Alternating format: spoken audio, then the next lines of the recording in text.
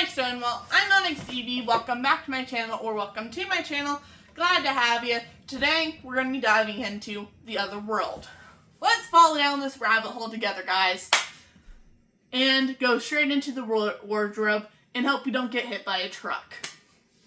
So, Otherworld stories are pretty interesting because, well, they're kind of a good middle ground between a completely new fantasy world where all the characters know what's going on and a world that is our own, but with some added mystical advantages to it that the characters learn more of. The Otherworld kind of takes both from both of these. A fantastical fantasy world that us, the audience, aren't experienced with, and a world that the main character is just getting used to. But this time, it's completely separate from the normal one. Whether it's a short story, a chapter in an episodic story, or the ongoing plot. There's many things that you can do with this trope, and it is pretty interesting because there's multiple varieties of it that you can pick for different flavors.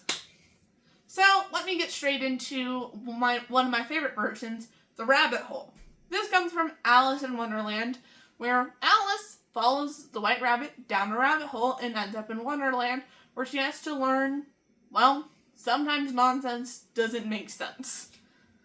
The rabbit hole is the most inherent storytelling, lesson-based story, because oftentimes it's the character's own fault that they ended up here. If a character used common sense, they wouldn't end up in the rabbit hole-based story, because it was an active choice to follow the rabbit down the rabbit hole.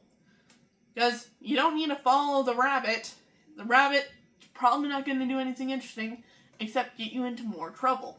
This is what Alice experienced throughout the entire story. With rabbit hole type stories, it's going to involve the character going on some arbitrary goals-based mission to follow something or get something, and they end up in more and more trouble as we go deeper and deeper into this new world. Why? Because this world is trying to teach this character an active lesson of do not follow the white rabbit. Plain and simple. When it comes down to the white rabbit, you don't need to follow it. That's the lesson of the day. A character learning to have instincts of not going on a specific adventure, and because that's not what they need to do. Oftentimes, this is supposed to teach characters responsibility, or that being an average lazy day isn't that bad. Because the chaos that they just went through kind of messed with their head a little bit. That's a big thing about Wonderland. Unlike a lot of the other fantasy worlds that child protagonists find themselves in, Wonderland is a choice that Alex actively made to go to in the first place. And that's different than some of the others that we will touch on in this list. The rabbit hole is always going to take you on a ride of how will this character learn the lesson that this world is trying to teach them. And the lesson isn't going to be that you need to believe in yourself, or the best place to be is home, or all you really needed was with you the entire time. The lesson will be, insert problem that caught you here in the first place is because you did insert this to yourself in the situation. Oftentimes, the character will spend most of the story blaming anyone else except themselves, because the rabbit's trying to teach you a lesson when you end up through the rabbit hole. It's a fun thing to go through because oftentimes it's a jump start to get a character to learn a lesson.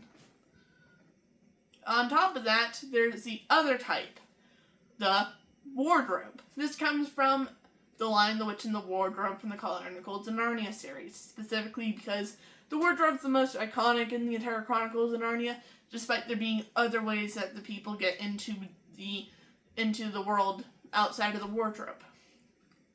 Unlike the rabbit hole, the wardrobe is an accidental stumble in the first time. Why do I say the first time? Because, depending on the type of story that you are using with this, it will involve the character going back there multiple times against better judgment. Why? Because the lesson in the rabbit hole is often the character's own fault, while the lesson in the wardrobe is a character needing to grow to progress the story and why they shouldn't be going back into the world of dreams. Oftentimes in the world of the wardrobe, it will feel very enticing and very welcoming and very, well, better than what you've experienced on the outside. This is the most common one because, well, writing a character that actively goes into the face of danger is kind of dumb and, well, it's not dumb in the sense of, oh, it's lazy writing. It's dumb in the sense of it's not that much of it's often at times a short story-based thing, not necessarily one that every single character goes on themselves. Oftentimes it'll be a side story that a character goes on if it's not the main story of a short story. Meanwhile, with the wardrobe, the first time that a character stumbles in it, it could be blind curiosity, them trying to find a great hiding spot, or them trying to find a place for them to take a nap in their because their fire girlfriend didn't laugh at their joke earlier. Yeah, that happened.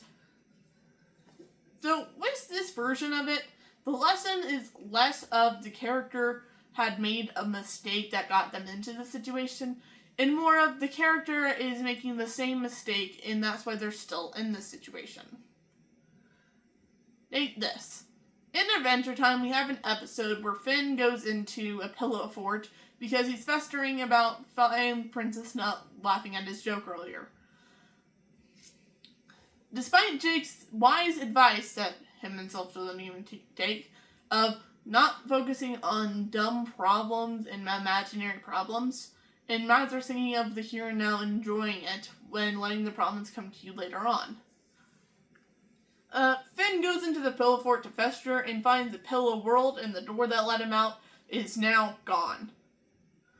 While the rabbit hole won't let you out until you learn a lesson about how to get out, you have to actively choose to get it, while the characters are ignoring the main problem of they're stuck in another world. The wardrobe, oftentimes, all you need to do is exit it after you do what you need to do and came here to do. Oftentimes, the world in the wardrobe is going to know that you were there, and is going to make it feel like you need to stay. And sometimes, staying gives you the lesson of the day, like it did in Adventure Time. Finn lived his entire life in the pillow world, getting a pillow wife and some pillow kids. I'm not doing the math on that. But he lived his entire life, and while it eventually ended up with him dying after getting some encouragement from the faded memory of Jake while he was there, of what he should do with his time that he had left in this world. Because he was told that he will be probably leaving soon, and, well, he decided to spend it with his wife and kids, after promising his wife that when he went back to his own world that he will remember them. The lesson was that you don't need to focus on imaginary problems when, well, sometimes they're not that big. Sometimes you're just overthinking the situation. And yeah, Jake didn't take his own advice. I will do a full analysis of this when I want to do a full Adventure Time video, which I probably will eventually. But Finn ended up learning the lesson of don't worry about it, of sometimes the problem that you were thinking is a problem isn't actually a problem and you're just overthinking it. And then he woke up outside of the pillow fort, and before you tell Jake about the weird dream he just had, the princess called him and told him that she just got the joke.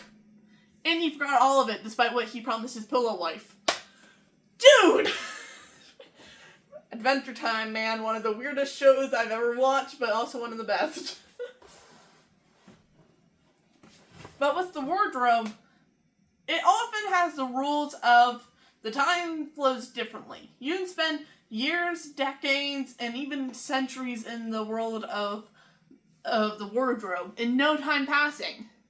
Or you can spend a few hours in your real world and 10,000 years have passed in the wardrobe. The idea is that once you leave the wardrobe, you're supposed to be grown up mentally, but not grown up as all you did was learn a lesson and go on probably a fake adventure. That's what Narnia is, kind of. The kids have any amount of time to leave whenever they want. This is not their world. Why would they care that an evil witch is taking over it and making an eternal winter? Well, they have stakes now. Their brother is in danger, and now they need to get him back, along with all the other things that are going on. The other world in the wardrobe situation is often more enticing than the real one. This is something else that you can do with it, rather than just learning the lesson of the day with it. Oftentimes, the world of imagination from the wardrobe is better, at least in idea. Now, I have never fully watched Coraline because I like something known as sleep. And stop motion animation always kind of gives me uncanny valley feelings. And from what I've seen of Coraline, I already hate needles enough. I don't need another reason to. Creepy stuff, man. It did its job. Coraline oftentimes is a great example of a wardrobe type story that is actively malicious in what it wants the character to pick. Oftentimes the wardrobe is kind of hand in hand with the other version of the world that's known as the Matrix type, which is named after the Matrix. Where you can pick a world of fantasy and fakeness, or, well, a world of reality, the truth. While the Matrix type story often starts with the character in the fake world and needing to exit it, and having the choice between that, or, well, the wardrobe story has a character in the real world, probably hating it, and having the option to pick the fantasy world. Oftentimes, the characters in the wardrobe will eventually, in some capacity, pick to leave, and, well, enjoy their experience of it, and sometimes, depending on the story, they'll go back to it a different person than when they last left. Especially if it's a one that involves time passing differently from the wardrobe world and the one where the people are. The time will pass, and, well, things will change in the fantasy world from what they've seen. While oftentimes the fantasy world will feel very enticing and very rewarding, giving you everything that you wish you had, whether it's becoming a king of a great nation, or all the sweets and food that you want, or parents who actively acknowledge you and would give you anything, including the entire world if you asked for it. Sometimes the wardrobe is more malicious than a lot of others. Now, when it comes down to this type of story, it often is a lesson of appreciate what you have in the world that you come from, and that sometimes reality isn't that bad. But with the wardrobe, that's not only that, but also the character needing to learn that sometimes getting what you wish for is not what you wanted. That's mainly what happens when the wardrobe world is actively malicious, and it's not just a specific villain that's in the wardrobe world that's actively attacking you. If a character is not actively malicious in that world, and the world is, there's going to be a difference that you can do with the story. Well, oftentimes the character picking reality is a different situation than a character picking reality because the world is evil and just trying to trap them there. That's kind of the difference between what you can do with the wardrobe world. Another type is the isekai. This is one where the character is not probably going to make it back to their own world by the end because they're probably dead. The isekai is a type of trope that's often used in anime where a character starts in a mundane, boring life that they actively hate, and one day they get run over by a truck and are now in a fantasy world, reincarnated into a slime or a great hero, or sometimes reincarnated into a vending machine. A parody of Grandma that ran over by a reindeer but turns into an isekai. I guarantee it's out there somewhere. Probably not. Yep. You know what to write. I am not writing that. Too bad, you are now. But with this, the situation is not get this character back home, unless you want it to make it that way, is often, can this character make this world their own? In some shape or form, they are going to have to embody, grow, and learn from this world and become a part of it. While often this character will sometimes, just kidding, oftentimes these characters are way too stoked to be in this world. And oftentimes they picked it themselves, if they picked it at all. They often get some sort of perk because either they got brought back by a god who liked them, so they gave them their cell phone, or they got reincarnated into something like a slime or a vending machine. A lot of the time that in isekais, the main protagonist, if it's a dude, is going to have basically every single eligible, and sometimes not eligible, woman in the entire realm wanting them in a romantic capacity. That's what I can say without YouTube getting on me. So, yeah.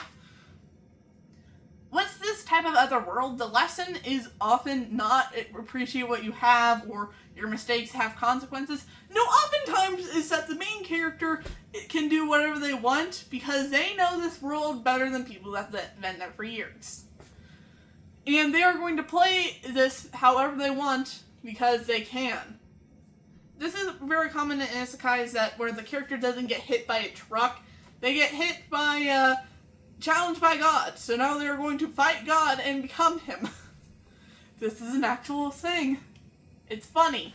Or sometimes there's a video game version. Oftentimes, if this is a situation, the character is kind of stuck there and knows the video game a lot more than others, and probably has leveled some special skills in it, and a lot of other things on top of it.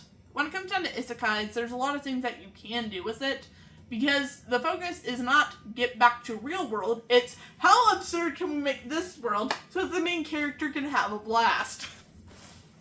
It's kind of one of those stories where you automatically know the characters are going to be overpowered and very, very strong because you can, and it's going to be kind of just a fun, ridiculous time where you can just turn off your brain. And then there's this dark one that I'm going to talk about, Allegory for Death. That's a fun one. Whenever I think about this one, I think of Over the Garden Wall, which is a small short series of episodes where two boys are trying to make it back home after mysterious circumstances landed them in this weird world. And this weird world is dark and has a lot of fall-based decor with it, and as the boys go throughout their journey, it slowly turns from fall to winter as all the color kind of dies down as they're being hunted by other things in this world that want to do them harm. And eventually at the end we learn, oh sure, these boys were dying this entire time. They make it out and alive, thankfully, but they still had an ordeal, and while they have proof that this world did happen to some capacity, it still feels like a dream. An Allegory for Death-based stories, when it comes down to the Otherworld, often includes the characters, well, facing and going darker and darker into this world, and sometimes not making it out.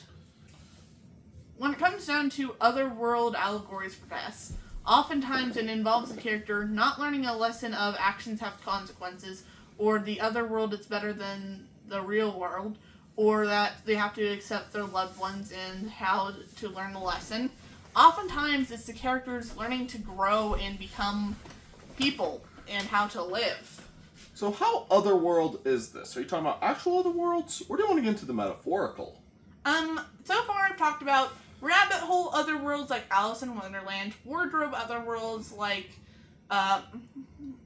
Chronicles of Narnia, isekais, and Allegories for Death. I'm talking about mainly a character from a separate world falls into a new one and either has to escape or accept it as their new one. Well, let's get into the metaphorical then. The hero's journey mentions another world, although it's usually the world of the unfamiliar. Mm-hmm. And stories like Demian, the story of Emile Sinclair. Yeah, that story is... But like, in the best way possible, it's great. But yeah, like the thing about that story is it's about this friggin' German kid, Emil Sinclair, who's he talks about this world of light, which is the world of his home and people familiar to him, and the world of darkness, which is not literally a world of darkness. It's mainly just a world of the bad things, such as when he describes that he's basically stuck in this world after he starts getting blackmailed by his bully Cromer. It's interesting read, although I haven't really read a good portion of it personally because, well, one, I need to actually own the book, otherwise I'm stuck reading what I can online about it. But it's an interesting story. So, Otherworld could be metaphorical, and it just doesn't have to be getting hit by a truck or resurrecting John Brown to destroy the slave economy. But yeah, Otherworld is a massive part of storytelling already. That's why the concept of a character falling into another world is so common. Because the world's greatest fear is always the unknown. Whether it be the fear of darkness, or the fear of the ocean, or fear of the woods, or fear of insert. All of it is the fear of the unknown. Because you can't fear what you do not know, but what you do not know is something that you fear. When it comes down to the other world, oftentimes, whether it's literal or metaphorical, the characters are going to be facing the unknown in some capacity. That's why the fear specter on allegories of death and a lot of the other versions can go so high because of the tension of the unknown, of not knowing a lot of what's going to happen next, and the characters and audience both experiencing true, unbridled understanding of the unknown. So let's talk about the Matrix. I had to mention at least once, because this is a different style of the unknown. I mentioned it earlier, but I'm going to dive deeper into this a little bit more. This time, it starts with the character in the fake world, oftentimes believing that it's the real one. But they learn through some main character tomfoolery that this is the fake world. When they have to wake up. Wake up. Wake up! Kidding. This is the real world. Just pinch yourself to make sure real quick. Wake up. It's been 3 years. The accident wasn't your fault. Woo! But when it came down to it, a character in a Matrix-type world is going to have to, well, learn that this world is fake and win against it. Whether that it's free everyone else from this world or learn to overpower and overcome this fake world, or any number of main character tomfoolery. And then there's the other version. Infinite and ever-changing other worlds. In any dimension-based hopping storytelling, this is going to be the often thing. Think Star versus the Forces of Evil. A biggest part of about that show involves the characters going through and hopping through different dimensions. The main character and title character is literally from another dimension, and she was sent to Earth because her parents wanted her to be less reckless. That did not work. But it's a massive thing where the characters can hop through other worlds, and that's why, for the first 2 seasons at least, Earth was the main setting because it was more grounded than all the absurd things that the other characters were doing. So it was interesting to see Star interact with the world of the mundane, that is Earth, compared to the world of absolute wonder that would baffle other people. Meanwhile, this person from another world is going to be more interested in what makes our world unique compared to it. Because, yes, believe it or not, Earth has a lot going for it. It's probably why we should keep this place around for a bit longer instead of destroying it. Oh wait, never mind. I didn't say that in an AI-generated voice, so no one's gonna listen. Back to the other part of the other world multiplied. When it comes down to it, a grounded environment for this type of story is necessary, because another problem that Starverse had was his other 2 seasons. While season 1 and 2 understand what it had going for it with Earth being the main setting, Season 3 and 4 dropped the ball and changed the main setting to Muni, Star's home dimension, which is not grounded and everything is absurd cranked to 10. When you already have an absurd and ungrounded concept for a show, having your setting and most of your supporting cast of characters being ungrounded and microcosms of chaos themselves is not going to make the audience very settled with the situation at hand. Could have been very interesting seeing Marco interact with this new world for an extended period of time, because despite having touched it a bit because of Star, he hasn't lived in it before. Would have been very interesting if they leaned more into the, second main character, I'd like to say.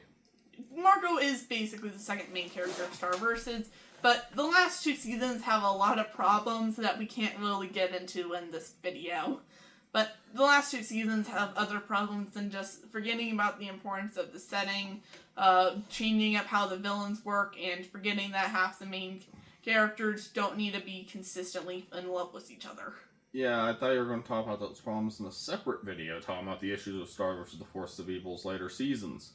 You really are the Green Rambler.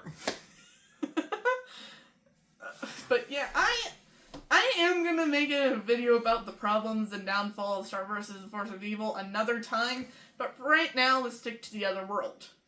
In a version of a storytelling where characters are consistently flipping through other worlds, it can get pretty rules-based with each one, oftentimes with there being a microcosm of situations, which is why having a grounded location is important, and sometimes dialing back the chaotic nature of the show for a few episodes. Or you could just do what regular show does and have a setting that seems grounded at first. Completely grounded at first, but then the absolute nonsense of, whatever cursed thing that they discovered this week will absolutely try and destroy him. And the worst part, they might lose their job because of it.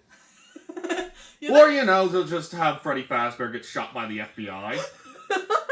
Put a screen cap from that right where I'm pointing, if you remember editing Onyx. I will, but other worlds where you forget the groundedness of it, can alienate a lot of your audience and drop the ball a lot. So make sure you keep Otherworld-based stories with a lot of other worlds very grounded, or at the very least, make sure that it seems like you should take this stuff seriously.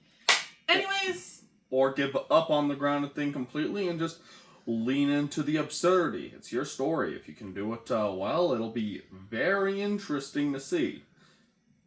Non-humans will act non-human, after all. Mm-hmm. But make sure that you have some reason for the characters and audience to be invested. That's a 101 on storytelling. Don't just do absurdity to do absurdity. Do absurdity for investment. Anyways, I think that's a good place to end here for Otherworld talk. And, let's summarize. Rabbit holes are where a character is actively going into a situation that they know they shouldn't be. Wardrobes are other worlds where a character must learn a lesson to make it out on the other side. Isekais are where a character is not going to be able to make it back to their normal world and has to face the reality that they are now here and have to make this world their own. Allegories for Death involve a character trying to survive and live to make it back to the life they once lived, and has a lot of things from all the other types. Matrixes involve a character learning that their reality is not reality and having to cope with it. And multi-other worlds involve characters needing to be grounded and going on adventures in wild and wacky situations. That's our thoughts. Tell us down in the comments, and tell us what you want to hear of next time. And remember, this is Quartz, my brother, who sometimes pops in to give his 2 cents. I will take over this channel one day. I will turn this into a Project Moon channel. Put Don Quixote right next to me. Okay then, I think that's a threat. It's a promise. But yeah, that's all for today. I'll catch you guys in the next one. And tell me your thoughts in the comments down below. For today's question, what's your favorite type of Otherworld? Or what's your favorite Otherworld from storytelling? Or tell me your favorite food. I want to read that. Yeah, that would be funny. Tell, of course, your favorite food. Well, I'm Onyx Evie. Welcome to my channel. If this is the first time, hit the subscribe button if you enjoyed this video, and tell me what you like in the comments. Like it if you liked it, disliked it if you didn't like it. I'm off to fight the moon. Catch you guys in the next one.